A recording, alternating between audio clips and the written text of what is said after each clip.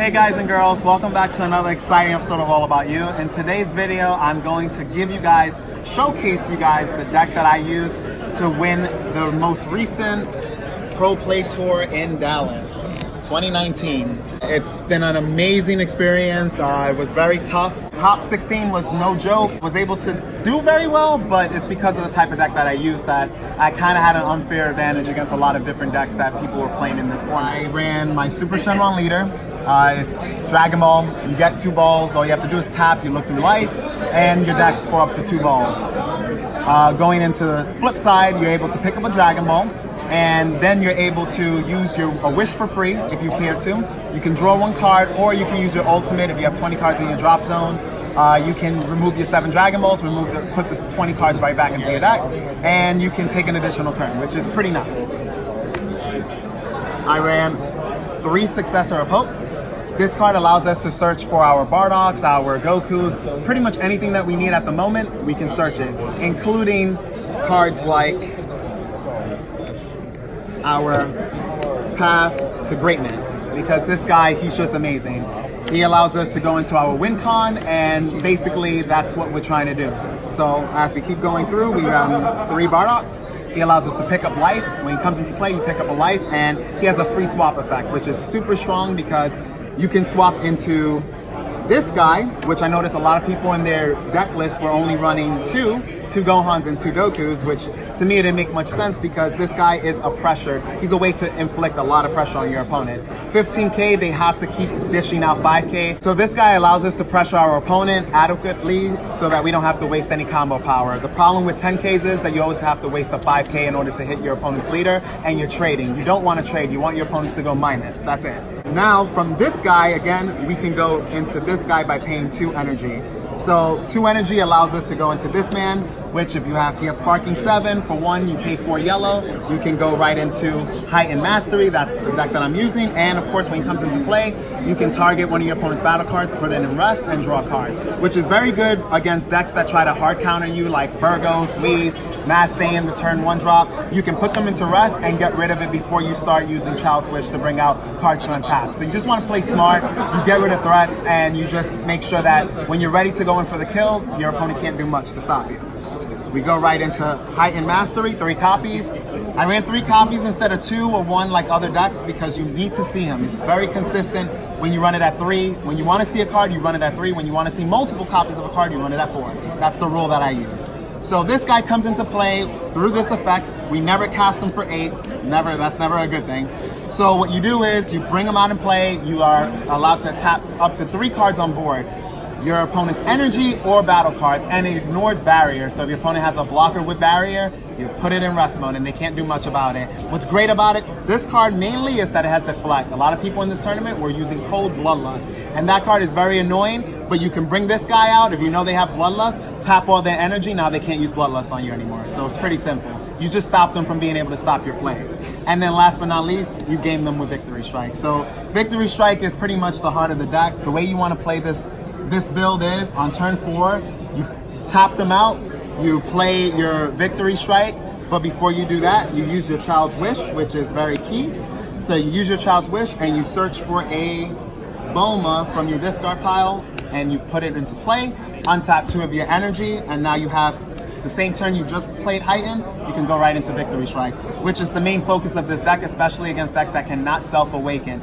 This deck is a predator against those decks. They can't really do much, and by turn 4, they're losing the game, which is pretty much, if you don't have a setup or if they don't awaken, and it's harder to awaken from 8 life to 4 as early as turn 4. It's very difficult. So, moving on through the deck, we run 4 radars. Dragon Radar is extremely crucial because it allows us to early on search for Dragon Balls that we can additionally draw extra cards. So on turn 1, if you don't have a turn 1 play, you use Dragon Radar after you use your Dragon Balls and you get additional draws. So it allows you just to increase the chances of being able to awaken by turn 2. A lot of people were like, how do you awaken on early? You want to just shuffle through cards as much as you can. Now, the next card you want to also pick up with this bad boy is your Child's Wish. Child's Wish is very strong in the format. A lot of people don't like it, which is why people are looking at it and it may get hit. We don't know. But this card just allows you to play any 15K 3-drop or less from your drop area. So it's pretty amazing because you abuse cards like the Boma that I just showcased, and you can abuse other cards that are in my sideboard, which I will get into it soon. Now for the Dragon Balls, we run 6 Purunga Dragon Balls. It's just my favorite art, and it's just pretty cool since I have them foil, but you can use any Dragon Balls, whatever you like. Now, this one Dragon Ball in particular, I use and a lot of people don't agree because it costs 2 energy, and that is Super Dragon Ball. A lot of people were saying, oh, the card is not that great. Even in testing, people were like, oh, you gotta tap 2 energy, what if you don't awaken? Well, if you don't awaken and you know your opponent's gonna try to kill you, then you just don't play it. Be conservative, you're not in a rush for anything. Like, you just wanna play to survive in the game so that you can beat your opponent later. There's no rush. So this card allows you to draw 4 cards and pitch 2. I love this deck because it doesn't have to interact with your opponent. There are decks that you don't want to attack and try to get cards into the drop area. A lot of the Storm variants, they have to attack you in order to get their Bomas into the drop area. Me, I just play this bad boy, dump my Bomas, dump whatever I want on the board so I could just Child's Wish it into play without ever having to attack it again. So that's very important. I main board 2 Crisis Crusher, Son Goku. The deck is very fast. My deck is a little extra fast because I run Super Dragon Ball. So it allows me to cycle through cards more quicker than your average Shenron deck because of that one card.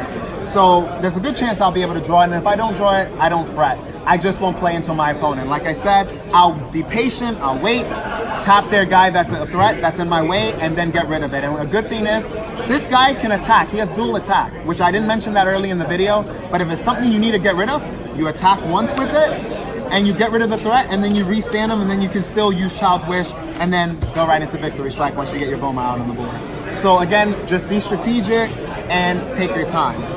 I run this super combo. A lot of people are like, oh no, this super combo is actually bad. Well, no, it's not bad.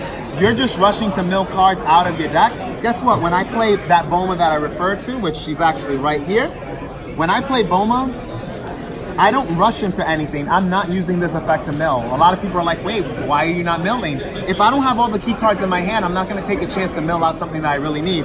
I mill this guy out, I'm in trouble. I mill any of these important cards, I'm in trouble if I don't have a way to tutor them. So essentially, this super combo is great because it's always live in this type of deck. I don't run Overwhelm, but I do sideboard into it. So that's something later on that I will discuss. And if you look at my finals match, you'll see me make a really ballsy play. Now, this Boma, she's amazing, phenomenal. She allows you to untap energy. When she comes into play, you can mill up to 2 cards from your deck. It's very crucial when you're getting ready to recycle and use this bad boy's effect for a reset. So you want to be able to build up your drop area without having to commit cards. Again, I said this early in the video, you don't want to trade with your opponent. You want your opponent to always go minus. The game is about your opponent losing cards, not you losing cards. So essentially you mill 2 cards and then you untap your energy, make sure you sequence correctly, and then you draw a card. She replaces herself, so it's just amazing because you don't have to worry about losing cards in hand.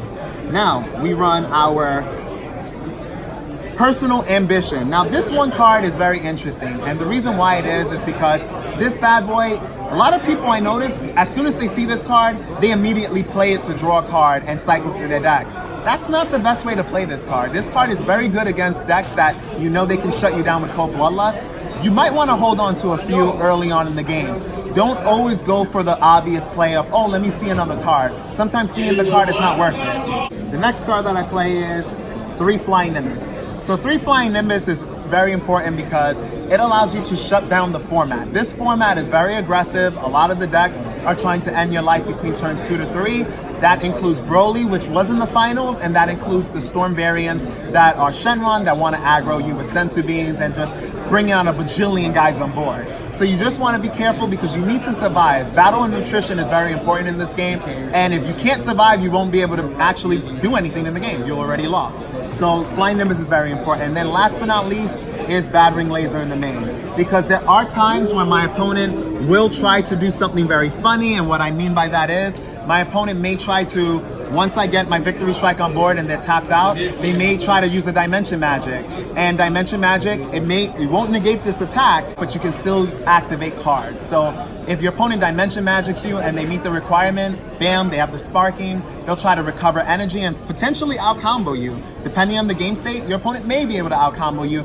I play for guarantees in this game. I'll bad ring that one Dimension Magic they use. They'll see a card, but they won't get the energy. And then now this is the main deck. I hope you guys enjoyed it. It was phenomenal. It allowed me to pretty much beat all my matches. I went undefeated for the most part, so it was pretty cool. And my only game that I dropped at some point was actually in my last game where I 2-1 my opponent. And he's very skilled, a Texas player, which again, if you guys don't know, I represented Texas this weekend. So Texas won this event, not the East or the West, Texas. And that I'm making that very clear. I know some of you guys may be like, well, you guys got to, if you follow the drama or you follow what's going on, you'll see why I made that choice. And like I said, I have family in Texas, so I'd rather support my family. Now, going back into the sideboard, since I know a lot of you guys want to see this, we start off by running one No Escape Son Goku. Now, some of you guys may be like, why that? Like, what is it going to do? It's not even that relevant. Well, Gogeta is a thing. Goku, the whole Gogeta ramp deck, it's strong. And it's actually a good counter to a lot of the meta because it's a slow and steady deck. Slow and steady wins the race, essentially. So you can just go in, play your guys, control the game, drop your blocker, 3-drop barrier, let your opponent attack into it, build up resources, and before you know it, you're dropping a oops secret rare or just big bombs because you have 7-8 energy, no problem. So what I like to do is, when your opponent tries to filter through their deck with their little 1-drops or their 2-drops or even their 3-drops, I'm like, all right, well, if I play this on you, they got to stick on board. And if they stick on board, I'm getting rid of it. So that's one key thing. And they won't be able to net that nutritional value of being able to get that card back to your hand. Getting a card back to your hand is very important because it allows you to keep you safe. Now, we're going to go for the most iconic card of this event. That card is Haru Haru Attacker Majin. A lot of people were telling me, or saying in general, Haru Haru is not good because of Code Bloodlust and blah, blah, blah. This deck doesn't care. If you play right and you sequence correctly, you won't have a problem. You'll use your Child's Wish, you'll bait out any of your opponent's Code Bloodlust. Then from the bait out, you can always untap your energy by playing another Child's Wish, and then you'll get full value. So you don't have to be afraid of this card being stopped because your opponent would have to have double Bloodlust. And if that was the case, you also have the option of sideboarding minus Killy Zone. I didn't, but it's always an option, guys. So if you feel scared of Code Bloodlust, sideboard the minus Killy Zone. Now, I'm always prepared for Shugesh. Shugesh is a thing, it's a strong deck, and it's something that I don't want to get caught slipping. It's a deck that when you go up against it, it's very hard because Shugesh, especially when you Shugesh veggies, you guys know I love my veggies, and I play it all the time when I can. And that's because Shugesh with a Kaba or Shugesh into the multiple different type of Khalifas you can play, it's just amazing. You just get so much value out of that. So I want to make sure when I'm playing against any of those decks that I can just stop them. Simple as that. I want to stop my opponent, and that's how you win. When you can control the game and your opponent can't do much, you'll win. Now we have TN. TN is, to me, a card that should have never been printed, but because it is, it's a card that we can use at our disposal. It shuts down blue for the most part. Any kind of decks that want to untap energy, it says no to that. And it literally costs 1 energy when you're playing up against a blue or red leader. So keep that in mind when you're playing against those decks. 1 costs 15k beat stick. This is a storm deck. Even though it's Titan Mastery, I designed the deck to still be a storm deck if need be. You'll see a lot of my matchups, especially against Broly, that you don't see me go into Titan Mastery or Victory Strike. I'll even side them out for Haru Harus and other cards because my deck primarily can still do its function very well in the game. And Storm is a problem in the game, so I want to make sure that my deck is a problem for everyone else to deal with.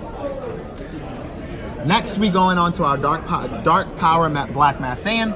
He's very good against the mirror match, especially against a deck that's trying to build a lot of value on board. If they don't open up the Crisis Crusher, they're going to lose their hand just trying to put pressure, and they're not going to be able to combo effectively. Losing cards in your drop area is terrible.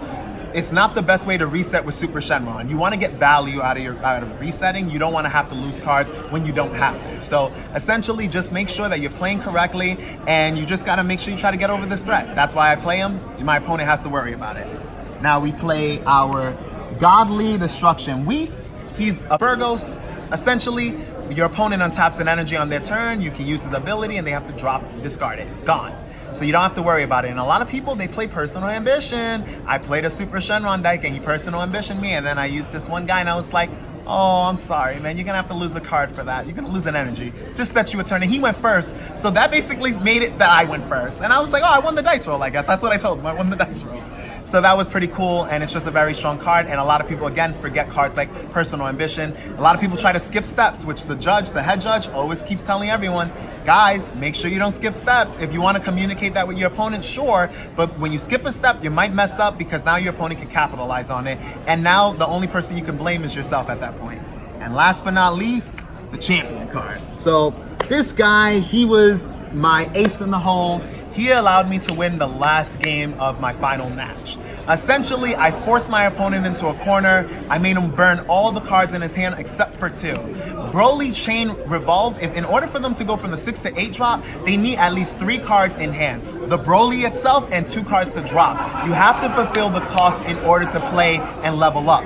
So what I did was I baited him. I made sure he wasted his cards. I played a Bardock, purposely took a life. I wanted him to think I would swap. I swung out. He's like shocking death ball, and he thought he was gonna get the edge on me because it's like, okay, now he can't put more pressure on me. But I was like, aha, you fell for it. And I played Bardock. I did a ballsy play. I literally paid all my Dragon Balls, my entire discard pile. The judge even looked at it and he was just like, oh my God, like that's super hefty. You literally, like, I went balls to the walls on that one. But anyways, thank you guys for watching. It was a tremendous event. A lot of good competition came out here, especially the West Coast and East Coast.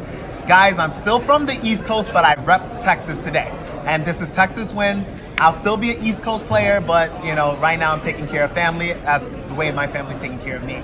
So thank you all for watching. And as always, this channel is all about you.